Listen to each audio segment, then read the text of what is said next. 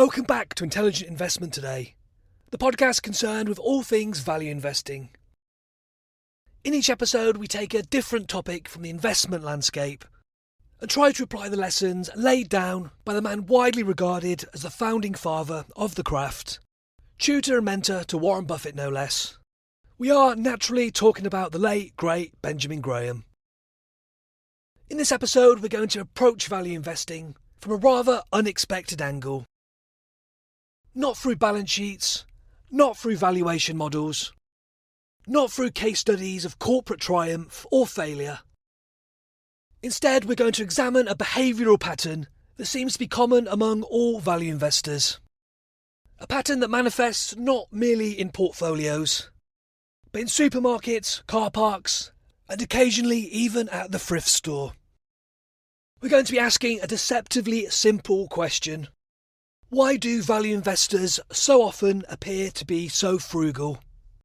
Why is it that individuals trained to analyse capital allocation with rigour frequently apply the same discipline at the supermarket, with motor vehicles, and in some cases even with their homes? And what might this tell us about the deeper psychology of value investing?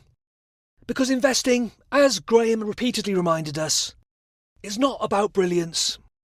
It's about temperament over time. And temperament, once cultivated, rarely confines itself to brokerage accounts. So in this episode, we'll explore how the principles of value investing often migrate into daily life, sometimes sensibly, sometimes comically, and what this behavioural consistency reveals about the philosophy itself. So, as ever, sit back, tune in, and get ready to take on board another lesson in value investing as inspired by Benjamin Graham.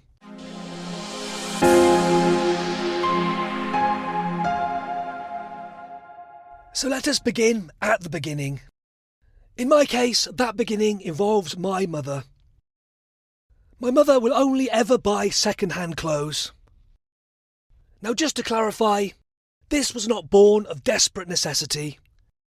We were not impoverished, and we were not navigating Victorian levels of hardship. Heating was available, electricity functioned, and we were not foraging. And yet my mother possesses an almost forensic aversion to paying full price. To her, full price is not merely too expensive. It is also morally suspicious. To pay the full retail price suggests you have failed to negotiate with reality. She enters charity shops, or thrift stores as they're called over the pond, with all the focus of a private equity investor reviewing distressed assets. Barely worn, she'll say, as though garments come with an audited mileage. To her, the thrill lies not in ownership itself, but in the delight of having paid less than someone else. And here we find our first psychological bridge to value investing. Value investors are not motivated primarily by consumption.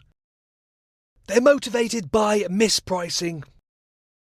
The pleasure lies not in possession, but in having avoided overpayment. Consider now, if you will, the reduced shelf in a supermarket.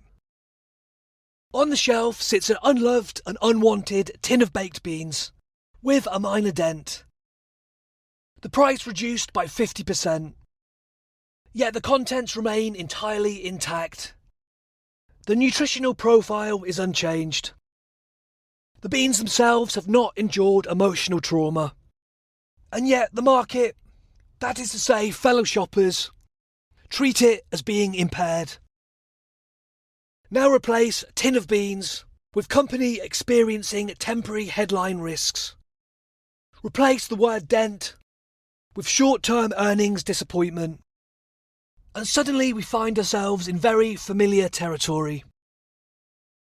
A simple cosmetic defect has produced a pricing anomaly, and the value investor's instincts activates. But why should intrinsic value decline because of superficial damage? I will happily purchase dented tins. Also boxes of chocolates, whose packaging has suffered minor aesthetic compromise. Though I must stress, never as a gift. But the principle remains consistent. Price and value are not synonymous. And once you internalise that distinction in markets, you begin seeing it everywhere. Now let's move to the driveway. On my driveway you will find a Toyota MR2. Approximate value £5,000. It is mid-engined, it is a rear-wheel drive sports car, and it produces entirely adequate levels of enjoyment. Just occasionally, I like to park it beside vehicles costing 50 times as much. Their engines are louder, the branding more conspicuous, their depreciation schedules more alarming. Now, to be clear, there is nothing inherently irrational about purchasing an expensive car. But value investing conditions one to ask a specific question. What am I actually paying for? Performance per pound or status per pound? The MR2 delivers extraordinary high enjoyment relative to the capital outlay.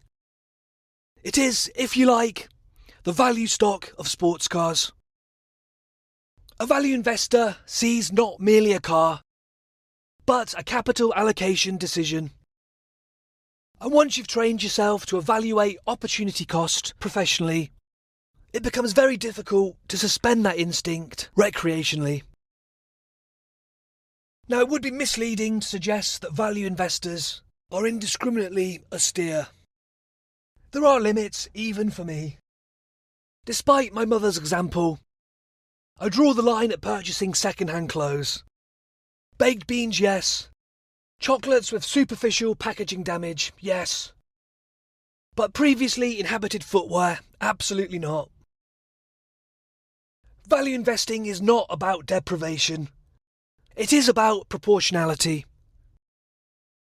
Benjamin Graham did not advocate miserliness, but he did advocate rationality. There is nothing irrational about spending generously on that which provides enduring satisfaction. Education, experiences, relationships, health. But spending lavishly on depreciating symbols for the sake of perception, that is where many value investors hesitate. Performative expenditure feels structurally unsound. Housing can be another prime example of frugality. I live in a pretty averagely sized home, not because I lack ambition or taste or imagination. I live here deliberately. Why? Because I want my capital to work for me in the stock market, not the housing market. This, of course, mirrors Warren Buffett's own philosophy. Buffett famously bought a modest home in 1958 and has lived there ever since. He did not invest in a mansion because he wanted his money to compound elsewhere, in productive assets, not in bricks and mortar. This principle, buying what you need and not what signals wealth, is a central tenet to value investing. It is rational allocation in action. By keeping fixed costs reasonable, we free capital to pursue opportunities where intrinsic value and compounding can actually work in our favour. Combined with the old Toyota, the dented tins, and chocolates with compromised packaging, this approach underscores a fundamental truth. Frugality is not just about saving. It is about flexibility, resilience, and optionality in every corner of life. Frugality is not merely about saving money. It's about keeping your options open. In this sense, supermarket discipline, car choice, and home purchase mirror portfolio discipline. Margin of safety is not merely a spreadsheet concept. It is a life strategy. Temperament, as Graham taught, is central. And if you're wired to resist crowd psychology in the markets, you're often wired to resist it socially. If you're comfortable buying unpopular stocks, You may equally be comfortable driving unfashionable cars or buying dented groceries. The through line here is independence of thought. Of course, one must retain perspective. There is a certain absurdity in conducting intrinsic value analysis on supermarket legumes.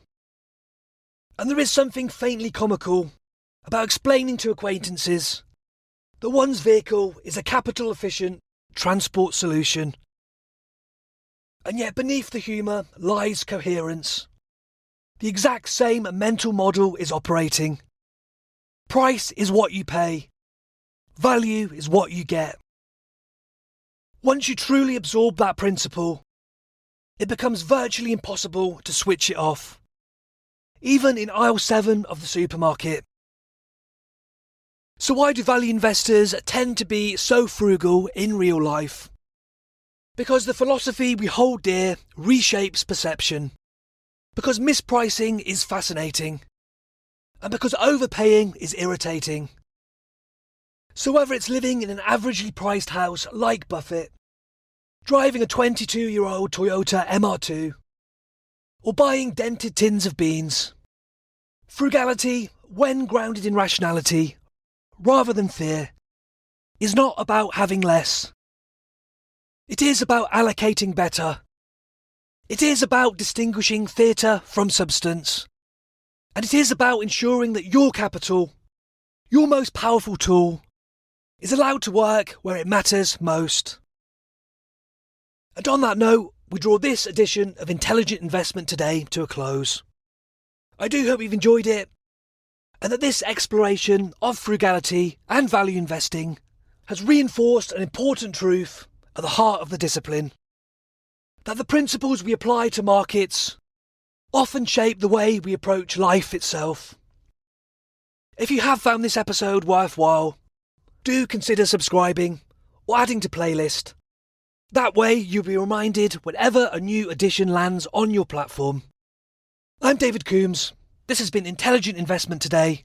Until next time, stay safe and happy investing.